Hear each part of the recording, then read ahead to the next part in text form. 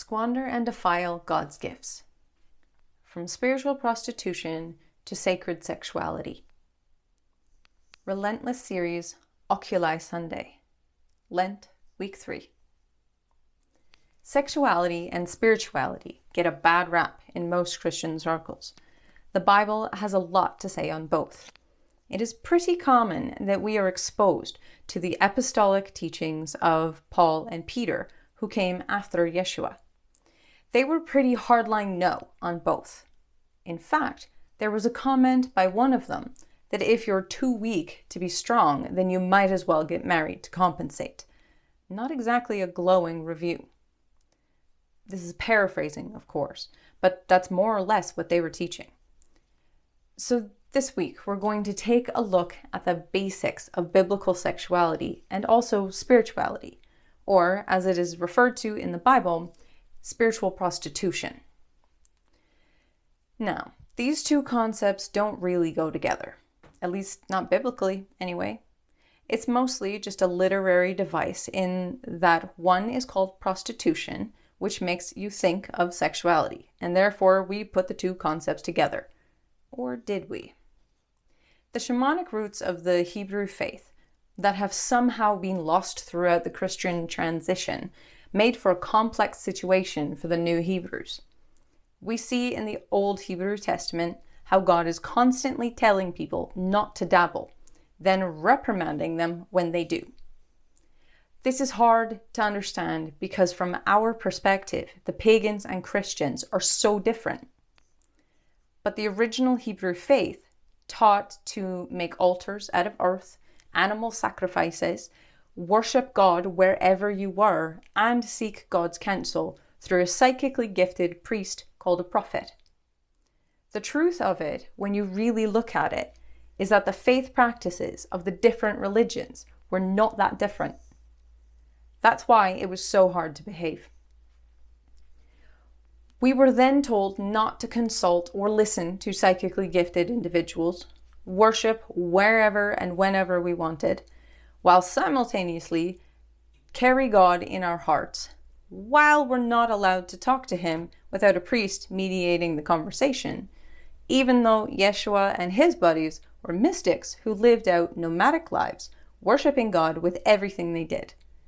And the whole Hebrew faith was based on following the advice of mystics. If this is a line you have trouble walking, note that Strickland Run Ministries has an entire course dedicated to mystic Christianity to help those who are trying to find their way, to reconcile as sensitive or curious people. But spiritual prostitution is not about being gifted and dabbling in the arts. It's actually about conflating, contaminating, and defiling the practices by bringing in elements from other faiths, or combining practices in a way that betrays the commands and instructions that were given. It's about the sanctity of a practice that was meant to be dedicated and set apart as holy. Not only is God a jealous God, but he also likes it how he likes it. So when we go trying to create a medley and bring a bunch of things together to improve or upgrade practices, we're essentially saying that he didn't know what he was doing, and we've got a better idea. Hubris is also something that he doesn't like. Pride being one of the 7 deadly sins. Modern spirituality does this same thing. In Christianity, you pray and contemplate the word. In the Catholic tradition, you recite the rosary and prayers on a rotation of sitting, standing, kneeling. In the Hindu tradition, you recite mantras, meditate, and do yoga. In the Muslim faith, you recite prayers while doing prescribed body movements. In Buddhism, you have ornate recitations and rituals. Most of them use recitation, votive candles, physical movements, rituals, incense, music, and diet. There are major similarities in the practices of the faith, and the main argument is that the difference is only a matter of intention, who the practice is dedicated to. Spiritual prostitution is a mishmashing of all the different practices together. What does that look like? Modern spirituality. It's the art form of taste testing different religions and faith practices, seeing the benefits or uses of each and smashing them all together to make a synthesis of all the powerful parts, or so the practitioner would say. But what is happening is not a powerful amalgam, rather a dilution of all and a confusion of the one who is trying to marry these different worlds. It is to squander and defile the gifts God made those practices for. The practices were given to the people to prepare them for the reception of Him. When we combine practices, we may be incorporating elements that are offensive to God, rededicating practices to God, or indulging in new ways to please God. The problem is that our feeble human minds don't have the discernment to understand the difference. We also generally lack the discipline to stay on topic. You may start by using a similar practice, but rededicating it. But it is a slippery slope that easily slides into extending the boundaries to include elements that actually were premised on a conflicting belief or value. The problem is that if you are not a knowledgeable practitioner of the faith that you are appropriating, you likely would not know those nuances. In addition to it all, sometimes their vision is more beautiful or romantic or intimate.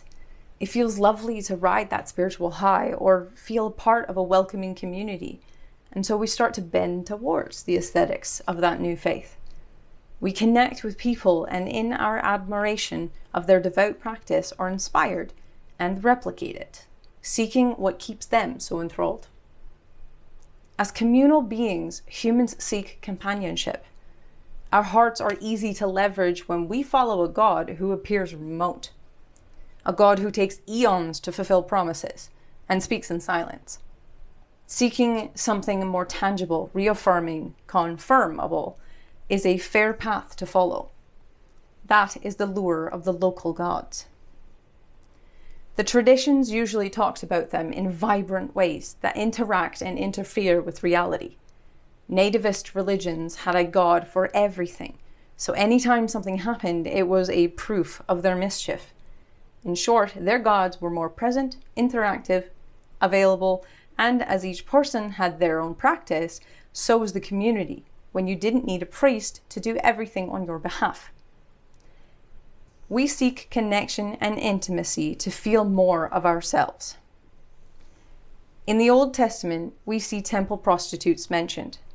At no point in the instructions to the Israelites does it state the key responsibilities or position of a temple prostitute as a practice of the faith. Although there are express instructions that a daughter of Israelites must not be given in prostitution, even though there are examples of the men of Israel soliciting prostitutes, and only a priest is not allowed to marry an active prostitute. A retired prostitute or non-priest seem to be fair game. Many scholars interpret these passages as the temple being one of Asherah, a local Canaanite goddess, and so the temple prostitutes were not at synagogues, Hebrew temples, but at the temples of local religions. And let's be honest, the conduct of the founding fathers is not necessarily a benchmark that we should be aiming for. They're known for going quite off path and getting themselves into a considerable amount of trouble. Nowadays, atheism is more of a threat to the Christian faith than competing religions are, and thus conflating practices of other faiths, although still common in the New Age spirituality movement. The more present danger to the faith is actually interpersonal activities. It is much less likely that you are going to build an Asherah pole to worship than it is that you would worship your lover. The problem is not just competing religions with false gods. There are a lot of passages in the Bible that refer to how a lover can turn your heart away from God, and that's because there is such a thing as sacred sexuality. We will actually worship and be devoted to our partner rather than worshiping with and through them in the relationship, in couples' devotion of a shared faith, even if you practice the same faith. But in other passages, we see sexuality and the relationship between lovers and husband and wife as the language through which God talks about his relationship with Israel. This is both through the sacred sexuality of the Song of Psalms, or Songs of Solomon, which is basically biblical erotica, and the New Christian Testament. And also the analogy of spiritual prostitutes as the wife of God being a harlot found throughout the prophets. At some point in history, people made sexuality enemy number one against Christianity. How did this happen for a faith where one of the first tenets was to be fruitful and multiply? If you are curious about those original tenets of the faith, the Eden commands, the Mosaic 10 commandments, the Christian 2 greatest commandments, and Yeshua's Great Commission for the followers of his way, are all looked at in depth in the Foundations of Faith series to help seekers know what is really expected of them. But stuffy old Christian theologians promoting celibacy as a purity of the faith is not only in direct contrast to one of the original commands directed from God in Eden, but also elitist. The priests and prophets had families. There were very few people commissioned with a solo journey, and the Hebrew people took great pride in legacy and care for their lineages.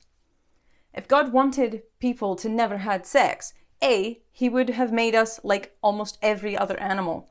They don't get pleasure out of it or do it as a hobby. And B, his precious people would have died out.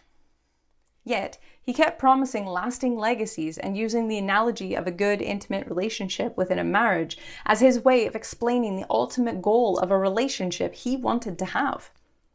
Somehow, it was all separated to be one mission or the other, procreate or serve God.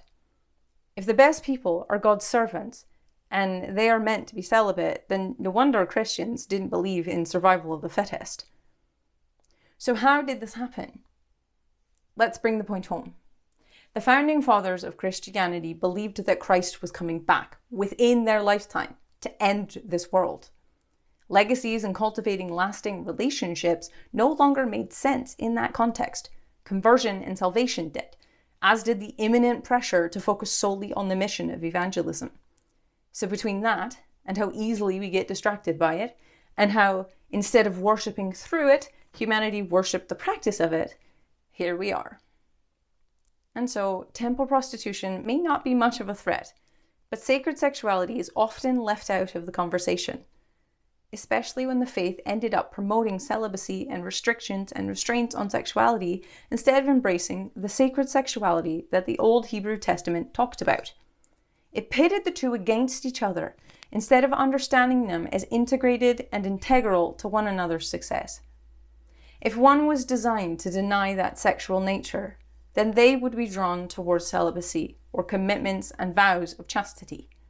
However, if one were drawn to intimacy, actually they were meant to be married, and in their union bring that level of a premise of their worship and a playground of their worship of God together as a community of believers.